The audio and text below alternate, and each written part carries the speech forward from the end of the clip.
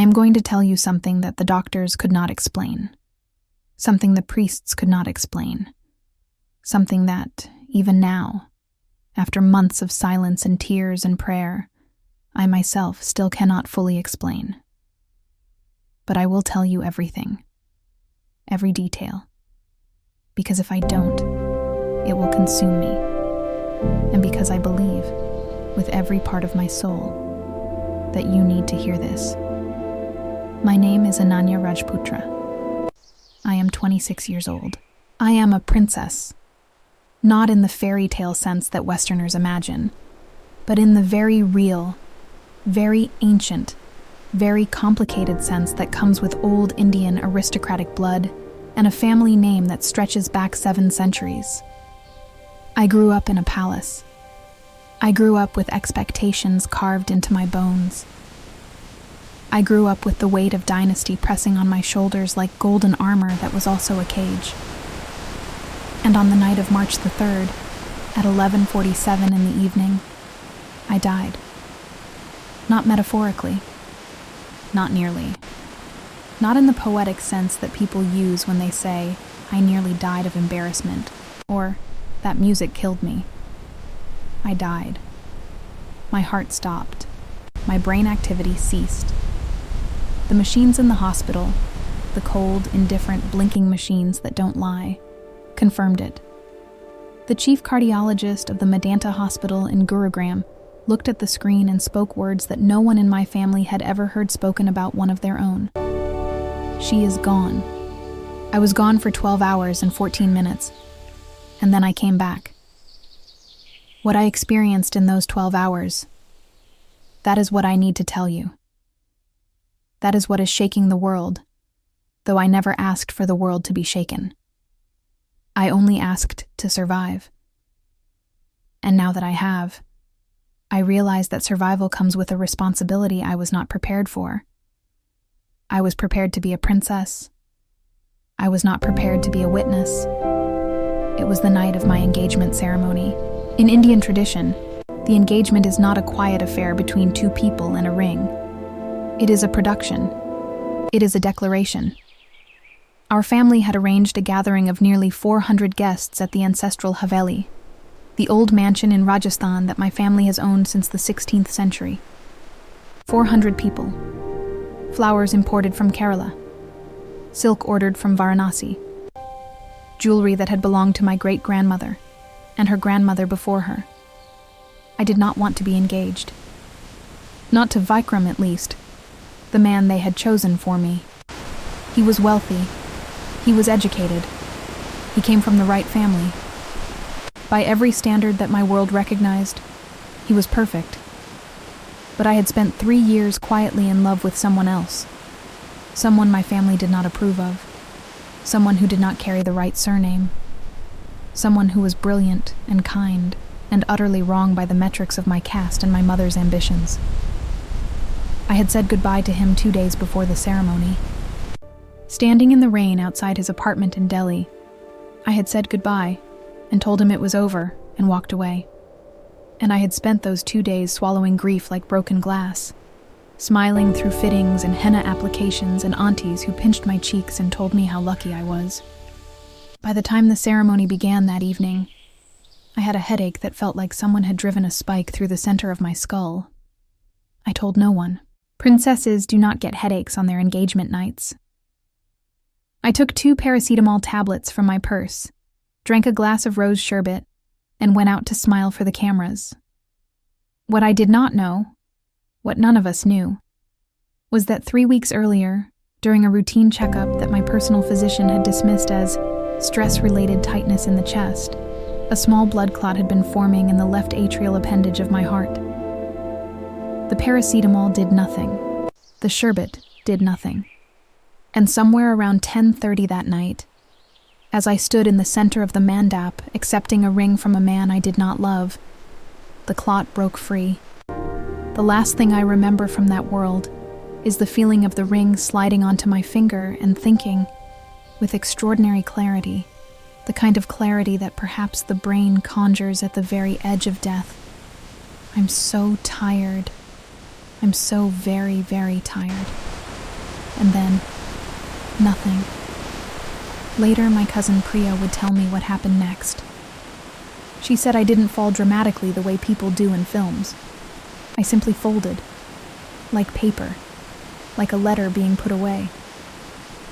I crumpled softly to the floor of the mandap, and for a moment, everyone thought it was emotion, that the bride had fainted from the romance of it all. It took about 4 seconds for someone to understand it was not romance. By the time the ambulance arrived, my heart had been silent for 11 minutes. The paramedics used a defibrillator twice in the driveway of the Haveli. Nothing.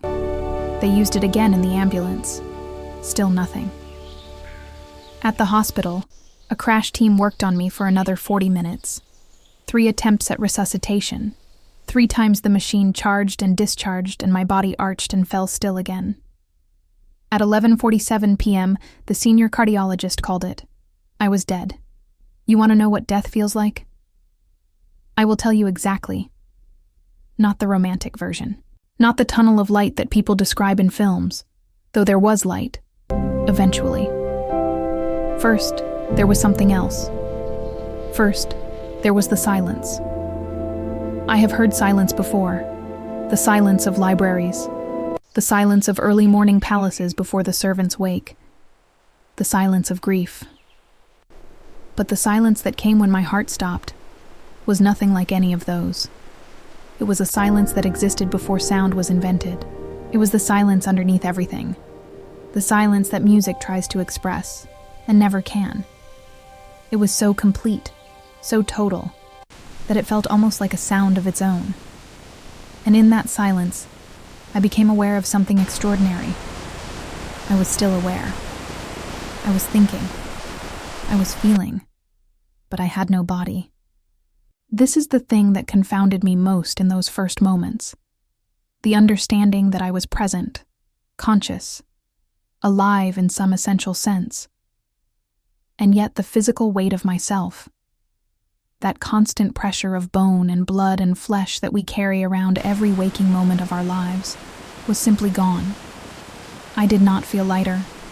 I felt free of the concept of weight entirely. I do not know how long I floated in that silence. Time behaved differently there. Minutes felt like decades, or perhaps it was the opposite. I still am not certain. But eventually, the silence began to brighten, and I understood that brightness was the wrong word, because it wasn't light as eyes perceive it. It was something I can only call recognition, as if the universe was beginning to recognize me, as if I was a note being reintroduced to a symphony. And then I saw them. I need you to understand. I have been raised in a household of deep religious faith. My family is Hindu, and we believe in the continuity of the soul, in the great cycle of birth and death and rebirth. I was raised on these stories. I knew their shapes. And so when I tell you what I saw, I ask you not to simply filter it through your own belief system, whatever that may be, but to try, just for a moment, to hear it as I experienced it, raw and unmediated by doctrine. I saw my ancestors. Not all of them. Not in a crowd. Not in a mass. But 3. A woman dressed in a style I recognized from old paintings in the family gallery, clothing from perhaps the 17th century. An older man whose face I had never seen in any photograph, but who felt, in the cellular way of bloodlines, unmistakably familiar. The way you recognize a relative you have never met, but who shares your hands, your jaw, your way of tilting your head. And behind them, further back, a figure I could not quite make out, but whose presence was the most powerful of all, the way the sun is the most powerful thing in the sky even when you cannot look directly at it. The woman stepped forward. I could not hear her with ears, because I had no ears. I received her words the way you receive a memory, the way a smell can instantly reconstruct an entire afternoon from your childhood. She communicated to me in complete thoughts, complete feelings, complete understanding, and what she communicated was this: you are loved. You have always been loved. The things you have been carrying, put them down. And I wept. Without eyes, without a face, without any physical mechanism for weeping, I wept, because I had truly not known how heavy I had been. How long I had been carrying the weight of expectation and sacrifice, and the grief of that man I had loved and left, and the loneliness of a life arranged by everyone except me. All of it poured out of me in that formless space, and the ancestors held it, absorbed it somehow, the way earth absorbs rain. After some time, I genuinely cannot tell you how much, I became aware of a boundary. I cannot describe it as a wall or a door or a line, because it was none of those things physically. It was more like a change in the quality of the space itself. On my side of it, everything was familiar. Not familiar like my bedroom, but familiar like a dream you recognize you have had before. On the other side, something else entirely. The ancestral woman was still with me, and she made clear, without words, in that same complete thought transmission, that I could not cross. Not yet. That the boundary was not a punishment or a gate that required a key, but simply a reflection of where I was in my particular story. I had not yet done what I was meant to do. I pushed back, the way you push back in a dream when you don't want to wake up. Because I need to be honest with you, I did not want to come back. Not because I was in pain. I was in the absolute absence of pain, and the memory of physical existence felt, from that vantage point, exhausting and sharp-edged and limited. But because I felt, in that formless place, more truly myself than I had ever felt inside a body, inside a palace, inside a role. The woman communicated something I have thought about every single day since. The love you experienced here, the wholeness, the recognition. That is available there too. That is what you have not yet found. That is why you go back. And then there was a sensation I can only describe as being pulled backward through everything, through the silence, through the dark, through something that felt like the membrane between worlds, and I hit my body the way you hit the surface of water when you fall from a great height. I opened my eyes. A doctor's face, 6 inches from mine. His name tag said, Dr. Aurora. His expression was the most extraordinary thing I had ever seen a human face do. A kind of total, disoriented, reverent shock, as if he had not believed in what he was doing until the moment it worked. I said, in English, because in that first moment I was still half in that other world, and English came before Hindi. Tell my mother I'm not tired anymore. He began to cry. I had never before seen a cardiologist cry. The pain of re-entry into physical existence is something no account of near-death experiences I have read since then adequately prepares you for. Every account describes the beauty of the other side, the peace, the love, the light. Fewer describe what it is like to come back to a body that has been traumatized, a body that has been shocked with electricity 3 times, a body that has been without oxygen long enough to leave marks.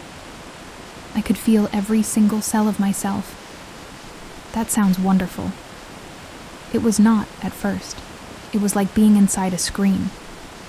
My nerves, suddenly reactivated, communicated everything at once.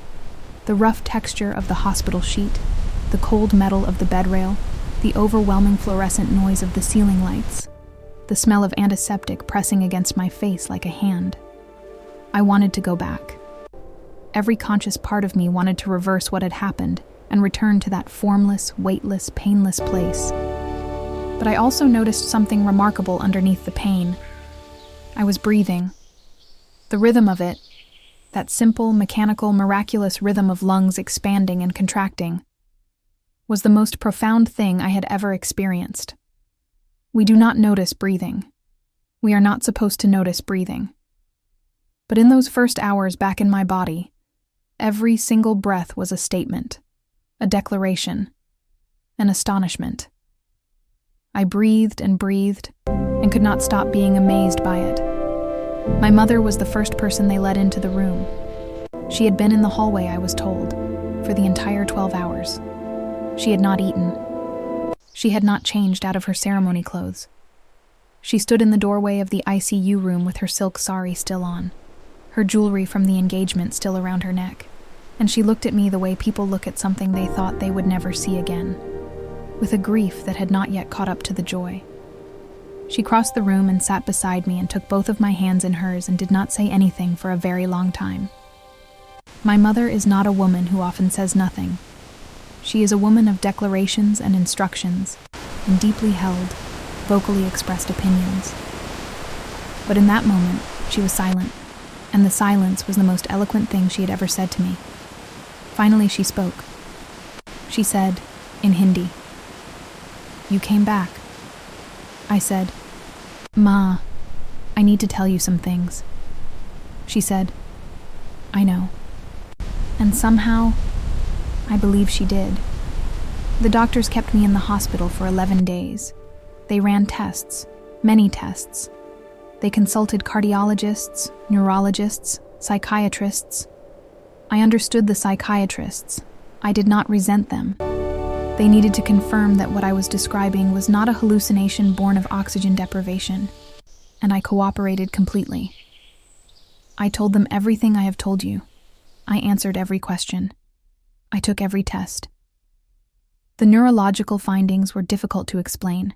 The parts of my brain that should have shown damage from the oxygen deprivation showed in some cases activity patterns that one of the neurologists described to my family as anomalous. Not miraculous. He was too careful a scientist for that word, but anomalous. Different from what the period of clinical death would predict. What I brought back from the other side was not mystical power. I want to be clear about that, because people expect, they want, the returning person to be transformed in spectacular cinematic ways. They want the ability to see the future, or to heal, or to glow at the edges. I brought back something quieter and far more difficult. Clarity. I saw my life with absolute precision, not the life my family had constructed around me. Not the life of titles and ceremonies and arranged matches and palatial expectations, but my actual life, the life of Ananya, as a soul who had chosen, or been chosen for, this particular human experience. And I saw everything I had agreed to that was not truly me. Every compromise I had made that had cost me a piece of myself. Every time I had said yes with my face and screamed no in my chest. I saw the man I had loved and left. I understood, with the brutal tenderness of that otherworld clarity, that walking away from him had not been a sacrifice that bought me safety or belonging. It had been a surrender of self that had been, quite literally, killing me. The body keeps score. The body always keeps score. I saw my mother's love for me, fast, genuine, and expressed in every wrong language. She loved me in the language of appropriate marriages and social position, because that was the only language of love she had ever been taught. She was not wrong to love me. She was not even wrong, exactly, to express it as she did. She simply had not been given the vocabulary. And I saw, most painfully of all, that I had never fought for myself. Not once. I had been brave about many things. Flood relief camps, public advocacy for women's education, pushing back against politicians who tried to use my family name. But for myself, for my own heart, my own desire, my own life, I had never once stood in the center of the room and said, "This is who I am, and this is what I need." On my 7th day in the hospital, I asked the nurses to leave. I asked the family members clustered in the waiting room to go home and rest. And I called my mother into the room alone and told her everything. Not just the near-death experience. She had already heard that, processed it with the pragmatic spiritual acceptance of a woman who has read the Bhagavad Gita since childhood. I told her about the man I had loved. I told her about the goodbye in the rain. I told her about the grief I had been swallowing since before the ceremony began. I told her that I could not marry Vikram, not because Vikram was cruel or wrong, but because living a life that was not mine had, quite literally, stopped my heart. My mother sat very still throughout. She did not interrupt. When I finished, After a long silence, she said something I had not expected. "I know that I have asked you to carry things you should not have had to carry. I have known this. I did not think the cost would be so clear." I reached for her hand. I said, "It wasn't your fault, Ma. And it isn't a cost. It's a gift. I got to see what actually matters." She asked me what mattered. I said, "Breathing and telling the truth."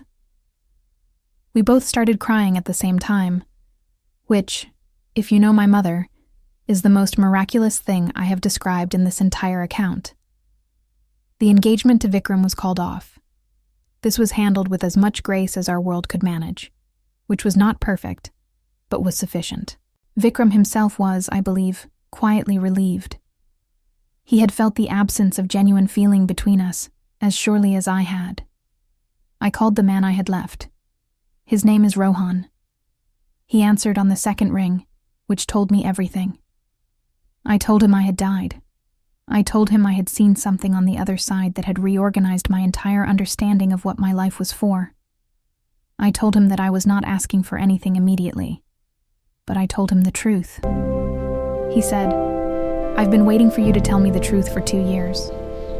I said, "I know. I'm sorry it took dying." He laughed. And then I laughed. And the laughter, coming out of a body that had been silent and still and clinically absent for 12 hours, was the second most extraordinary thing I had ever felt. Second only to breathing. I am not a mystic.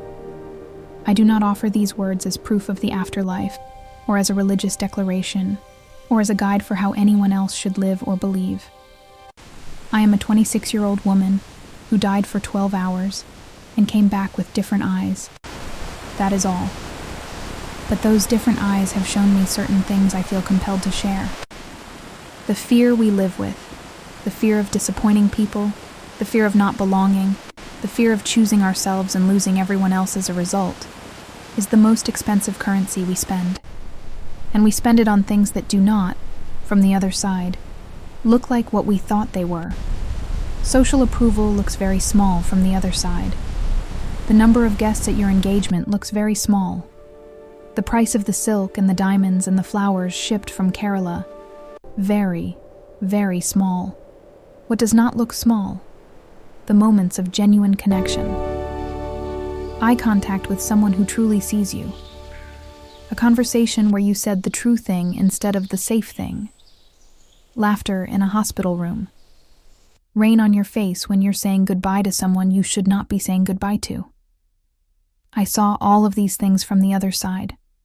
I saw them lit up, luminous, important. The way stars are important. Quietly and constantly, and without announcement. I know that the body is a gift and we spend it carelessly. I know this because I felt what it was like to exist without one, and the freedom was extraordinary, and the longing to return was also extraordinary. And both of those things can be true simultaneously. Freedom and longing existing together, as they so often do in this life. I know that the dead are not gone. I say this carefully, because I do not want to give false comfort to people who are grieving. But I met 3 of my ancestors in a space beyond my body, and they were present and aware and compassionate and specific. They knew me, not my name or my title or my place in the family genealogy. They knew me, the essential me, the me that exists underneath all of that.